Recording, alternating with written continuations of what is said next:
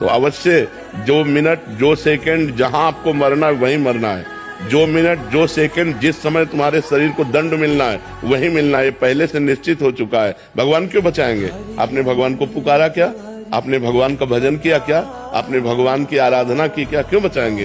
पूरे संसार को छूट दे रखी है। तुम चाहे पाप करो चाहे पुण्य करो, अपने कर्म का फल भोगो या भजन करके भगवान को प्राप्त कर लो, पूरी स्वतंत्रता दे रखी है। आप जो कर्म करोगे वैसा दंड आपको भोगना पड़ेगा। अच्छे कर्म करोगे अच्छा फल मिलेगा, बुरे कर्म करोगे बुरा फल मिलेगा।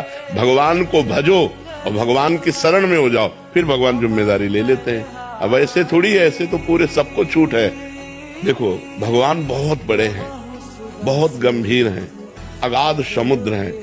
आपको आपका जीवन दे दिया, आपको बुद्धि दे दी, आपको कर्म क्षेत्र दे दिया। अब आप क्या कर्म करते हैं आपके ऊपर है। जैसे बाप ने आपको बीज दे दिए 50 प्रकार के और खेती दे दी, अब आप बम्बूल बोओगे तो दाग छुआरा थोड़ी खाओगे।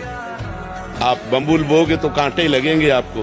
तो आप इस कर्म क्षेत्र में पाप कर्म कर रहे हैं, मुर्गा मुर्गी खाना, भ्रूण हत्या करना, पापाचरण करना, व्यभिचार करना, और जब इनका फल आएगा तब कहोगे देखो बहुत अच्छा आदमी था और उसको ये दंड मिला। आज अच्छा है लेकिन कल उसने पाप कर्म किए तो उसको भोगना पड़ेगा कि नहीं भोगना पड़ेगा?